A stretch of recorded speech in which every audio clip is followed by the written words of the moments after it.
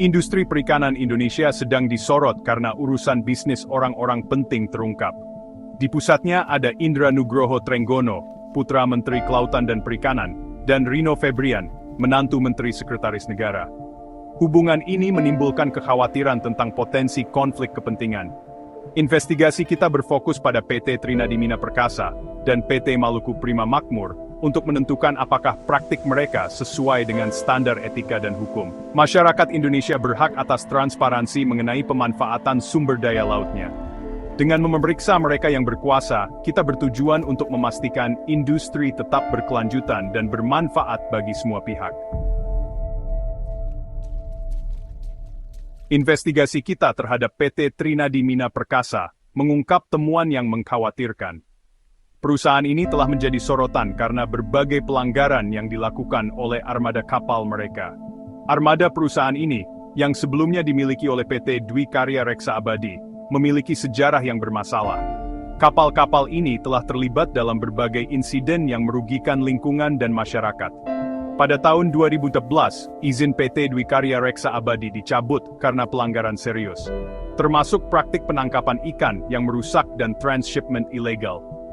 Pelanggaran ini menyebabkan kerusakan ekosistem laut yang signifikan. Kegiatan ini merusak integritas industri perikanan Indonesia dan menimbulkan risiko bagi keamanan nasional.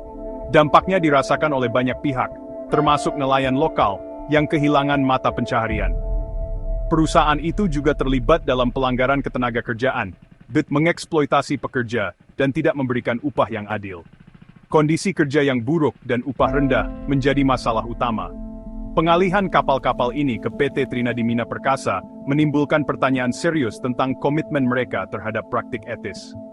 Apakah perusahaan ini akan memperbaiki kesalahan masa lalu, atau mengulangi pelanggaran yang sama?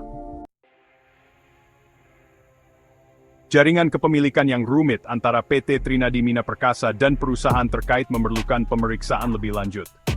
Hubungan ini tidak hanya melibatkan kepemilikan saham, tetapi juga berbagai bentuk kemitraan bisnis yang kompleks. Rino Febrian, direktur di PT Trinadimina Perkasa, memegang saham signifikan di PT Global Seafood Indonesia, pemegang saham di PT Trinadimina Perkasa. Ini menunjukkan adanya hubungan yang erat antara kedua perusahaan tersebut. Indra Trenggono memegang saham besar di PT Indomina Lestari, yang memiliki 25% saham di PT Trinadimina Perkasa. Hal ini menambah lapisan kompleksitas dalam struktur kepemilikan perusahaan. Rino Febrian juga merupakan pemegang saham di PT Indomina Lestari, memperkuat jaringan kepemilikan yang saling terkait. Kepemilikan yang tumpang tindih ini semakin memperumit kepentingan bisnis Indra Trenggono dan Rino Febrian. Mereka memiliki pengaruh yang signifikan di berbagai perusahaan.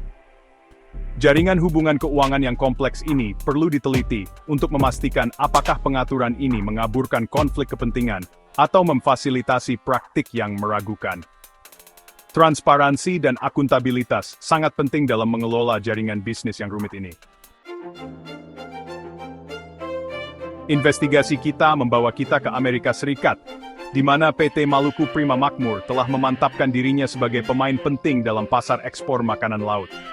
Perusahaan ini telah berhasil menembus pasar yang sangat kompetitif dengan produk berkualitas tinggi.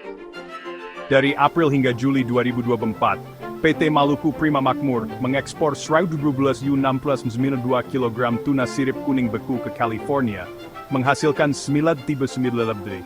Ini menunjukkan betapa besar permintaan untuk produk mereka di pasar internasional. Pasar AS merupakan peluang yang menguntungkan bagi perusahaan perikanan Indonesia. Dengan populasi yang besar dan konsumsi makanan laut yang tinggi, Amerika Serikat menjadi target utama ekspor. Namun, akses ke pasar internasional membawa tanggung jawab untuk mematuhi standar keberlanjutan dan sumber etis yang ketat. Perusahaan harus memastikan bahwa setiap langkah dalam rantai pasokan mereka memenuhi regulasi yang berlaku.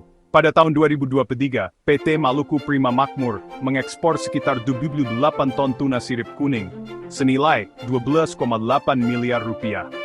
Angka ini menunjukkan pertumbuhan yang signifikan dibandingkan tahun-tahun sebelumnya.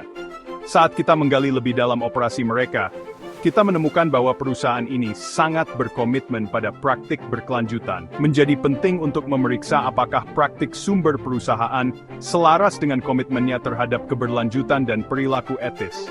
Ini adalah aspek yang tidak bisa diabaikan dalam industri perikanan modern. Investigasi kami bertujuan untuk memastikan akuntabilitas dan transparansi dalam industri perikanan Indonesia.